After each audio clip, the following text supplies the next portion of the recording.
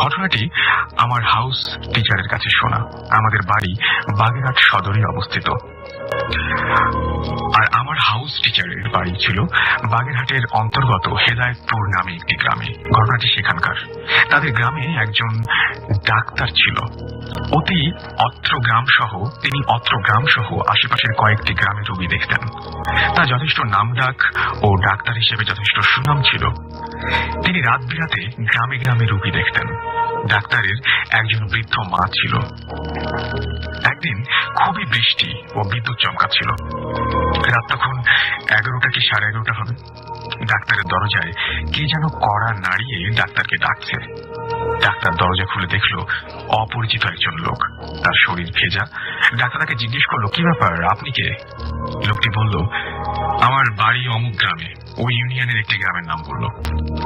আমার মা খুবই অসুস্থ। আপনি যদি দয়া করে আমার সাথে যান তবে হয়তোবা আমার মা বেঁচে যাবে। ডাক্তার যেতে রাজি হয়। ইতিমধ্যে ডাক্তারের মা শোয়া থেকে উঠে আসে। তিনি লোকটিকে বললেন যে এই ঝড় বৃষ্টির ভেতর আমার ছেলে কিভাবে যাবে। অতঃপর লোকটি অনেক বিনয় করে ডাক্তারকে রিকোয়েস্ট করলে ডাক্তার রাজি হয়ে যান এবং মা ছেলেকে তিনি যেতে রাজি হন।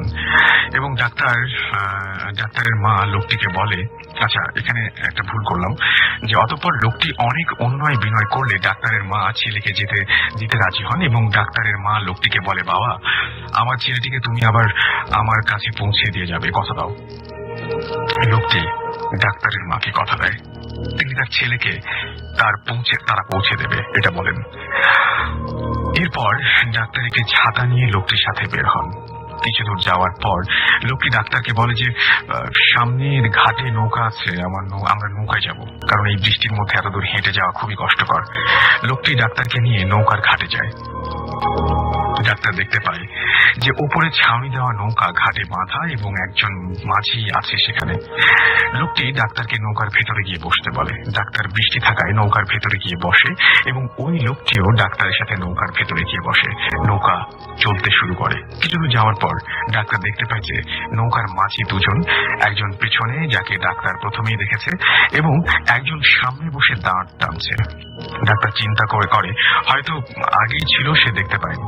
এভাবে কিছু দূর যাওয়ার পর ডাক্তার অনুভব করলো যে নৌকা আর নদীতে না, এই নৌকাটি চলছে শুকনো ক্ষেতের ভেতর দিয়ে এবং 5-7 জন লোক নৌকা টেনে নিয়ে যাচ্ছে। এবার ডাক্তার ভয় পায় এবং চুপ করে বসে থাকে। তারপর তার পাশে থাকা লোকটি ডাক্তারকে বলে যে আপনি ভয় পাবেন না, আমরা আপনার কোনো ক্ষতি করব না।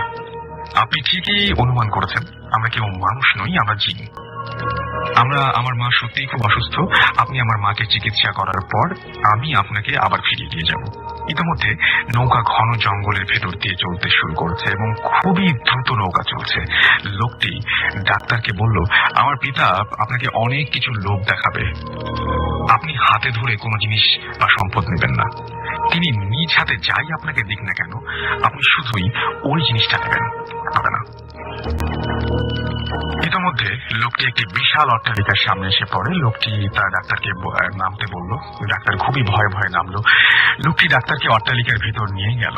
ডাক্তার ভেতরে গিয়ে দেখলো বিশাল একটি রুমে একটি সুন্দর খাটে একজন মহিলা চাদর গায়ে দিয়ে শুয়ে আছে। তার পাশে অনেক সুন্দর মহিলা ও লোকজন। ডাক্তার চিকিৎসা করলেন এবং লোকটিকে ডাক্তারকে তার পিতার কাছে নিয়ে গেলেন। সেখানে ডাক্তারকে খুবই আপ্যায়ন করা হলো। ডাক্তার ভয়ে কোনো কিছু খেতে চাইল না, কিন্তু ডাক্তারের সাথে করে যে লোকটি নিয়ে এসেছিল ডাক্তারকে, তিনি ডাক্তারকে অভয় দেবার পরে ভয়ে ডাক্তার অল্প কিছু খেলেন। এরপর ডাক্তারকে লোকটির পিতা অনেক টাকা, স্বর্ণ, হীরা, জহরত দেখিয়ে বললেন যে আপনার যা যা দরকার তা আপনি নিয়ে যান। তখন ডাক্তার কোনো কিছুই নিতে চাইল না। এরপর ডাক্তার বলে যে আমার কিছুই চাই না। তখন লোকটির পিতা তাকে একটি হীরার আংটি দেয় এবং বলে এই আংটিটি বিক্রি করবেন না, আপনার কোনো অভাব থাকবে না। এরপর ডাক্তারকে লোকটি চলে যেতে বলে এবং তাকে পৌঁছে দেয়। এবং বলে যে আপনাকে পৌঁছে দেই, চলেন আপনাকে পৌঁছে দেই, মানে চলে যেতে বলে এবং ডাক্তারকে সেই লোকটি প্রস্তাব দেয় আর কি, যে চলেন আপনাকে পৌঁছে দেই। ডাক্তার লোকটির সাথে রওনা দেন। তখন লোকটি বলে, আপনি পিছন দিকে তাকাবেন না, তাহলে আপনার ক্ষতি হতে পারে। ডাক্তার পিছন দিক থেকে অনেক পরিচিত লোকের ডাক শুনতে পায় এবং অনেক বাঘ, ভাল্লুক সহ বিভিন্ন হিংস্র প্রাণী দেখতে পায়। লোকটি তাকে বারবার অভয় দেয়। এক পর্যায়ে ডাক্তার অজ্ঞান হয়ে পড়ে। যখন জ্ঞান ফেরে তখন তিনি দেখেন যে তার মা তার পাশে বসে আছে। তখন ডাক্তার তার মার কাছে শুনতে পায় যে ডাক্তারের মা দরজায় কড়া নাড়ানোর শব্দ পেয়ে ঘুরে দেখেন ডাক্তার অজ্ঞান হয়ে পড়ে আছে। এরপর থেকে ডাক্তার রাতে কোনো রোগী দেখতে বের হন না এবং দিন দিন তার অনেক ধন সম্পদ বৃদ্ধি পেতে থাকে।